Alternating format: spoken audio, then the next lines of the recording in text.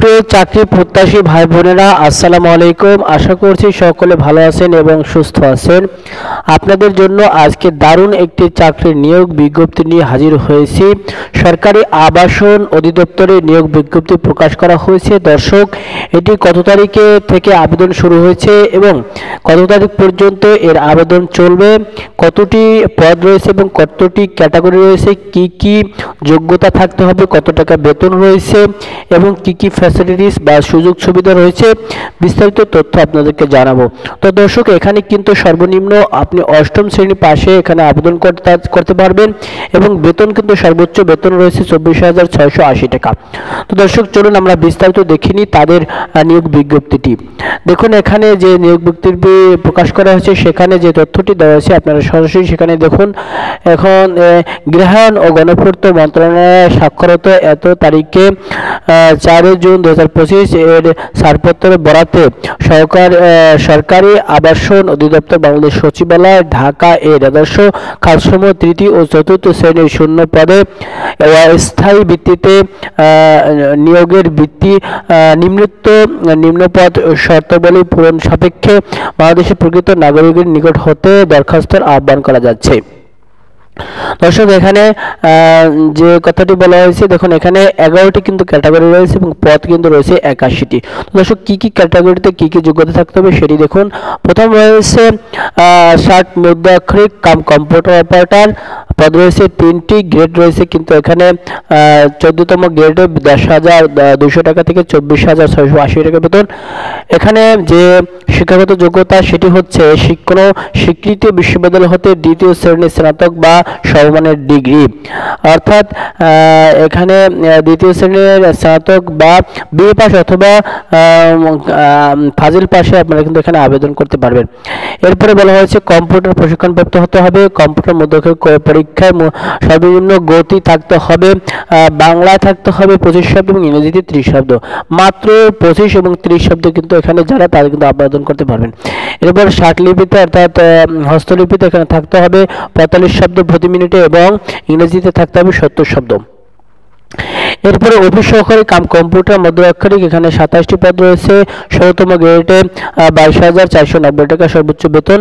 কোনো স্বীকৃত উচ্চ বিদ্যালয় হতে মাধ্যমিক সার্টিফিকেট বা সমমানের ডিগ্রি উত্তীর্ণ, অর্থাৎ এখানে কিন্তু আপনারা আলিম পাস অথবা এইচএসসি পাশে এখানে আবেদন করতে পারবেন এবং কম্পিউটার প্রশিক্ষণপ্রাপ্ত থাকতে হবে। কম্পিউটার মধ্যক্ষরিক পরীক্ষায় সর্বনিম্ন গতি বাংলায় 20 শব্দ এবং ইংরেজিতে 20 শব্দ থাকতে হবে। সহকারী হিসাব রক্ষক 2টি পদ রয়েছে এবং বেতন রয়েছে কিন্তু 22,490 টাকা। কোনো স্বীকৃত বোর্ড হতে বাণিজ্যে উচ্চ মাধ্যমিক স্কুল সার্টিফিকেট বা সমমানের পরীক্ষা উত্তীর্ণ, বাণিজ্যে কিন্তু এখানে থাকতে হবে এবং সমমানের পরীক্ষা অর্থাৎ এইচএসসি অথবা আলিম পাশে বাণিজ্যে আপনারা যারা রয়েছেন তারা কিন্তু এখানে আবেদন করতে পারবেন। এরপরে রয়েছে সহকারী কেয়ারটেকার, এখানে গ্রেড 16তম গ্রেডে একই বেতন 22,490 টাকা সর্বোচ্চ 9,300 টাকা থেকে। কোনো স্বীকৃত বিশ্ববিদ্যালয় হতে উচ্চ মাধ্যমিক স্কুল সার্টিফিকেট বা সমমানের পরীক্ষা উত্তীর্ণ হতে হবে।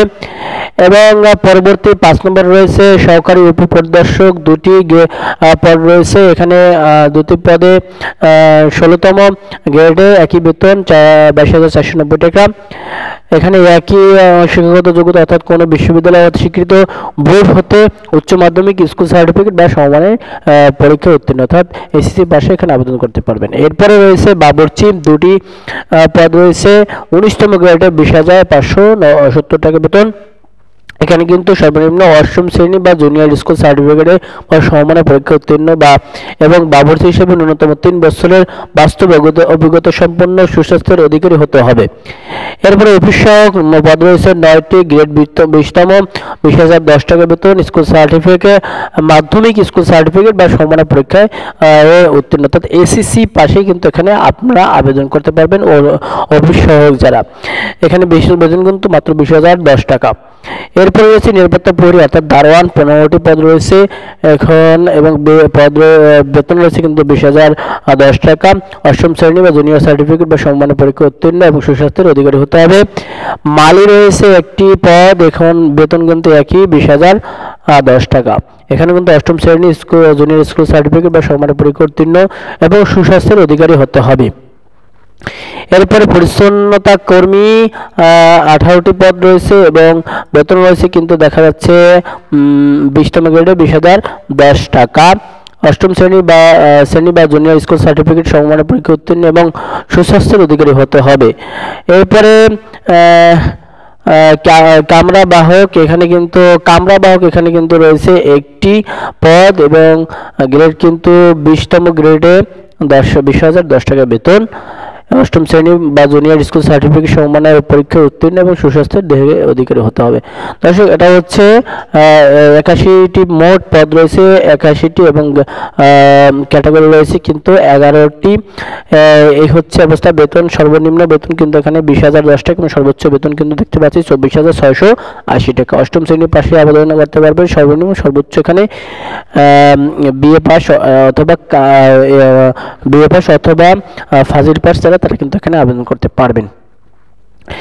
এরপরে রয়েছে আবেদনের শর্ত বলি। যখন এখানে বলা হয়েছে 30/11/2025 তারিখে আবেদনকারী বয়স 18 থেকে 32 বছরের মধ্যে হতে হবে। বয়স প্রমাণের ক্ষেত্রে এফিডেভিট গ্রহণযোগ্য নয়। এরপরে মৌখিক পরীক্ষার সকল সনদপত্র মূল কপি প্রদর্শন করতে হবে। দাখিলকৃত আবেদনপত্রের মুদ্রিত কপি সহ সত্যায়িত এক সেট সনদপত্র দাখিল করতে হবে। সত্যায়িত এক সেট কিন্তু আপনাদেরকে এখানে দাখিল করতে হবে এবং আবেদন কিন্তু অনলাইনে করতে হবে। অনলাইন ব্যতীত আবেদন কিন্তু গ্রহণযোগ্য।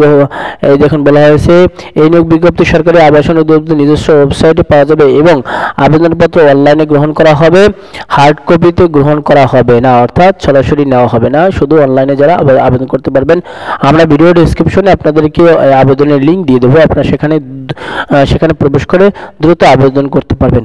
দর্শক, সবশেষে আপনাদের দেখাবো যে আবেদনের শুরুর তারিখ এবং শেষ তারিখ। দেখুন এখানে কিন্তু 3 তারিখ কিন্তু আবেদন শুরু হয়েছে এবং এই আবেদন কিন্তু চলবে। দেখুন, অনলাইন আবেদনপত্র পরীক্ষার ফি জমা দেওয়ার শুরুর তারিখ কিন্তু 3 তারিখ 3/12/2025, অর্থাৎ ডিসেম্বরের 3 তারিখ কিন্তু আবেদন শুরু হয়েছে 10টা থেকে এবং আবেদন চলবে কিন্তু 31 ডিসেম্বর পর্যন্ত রাত 12টা পর্যন্ত কিন্তু এই আবেদন করতে পারবেন আপনারা।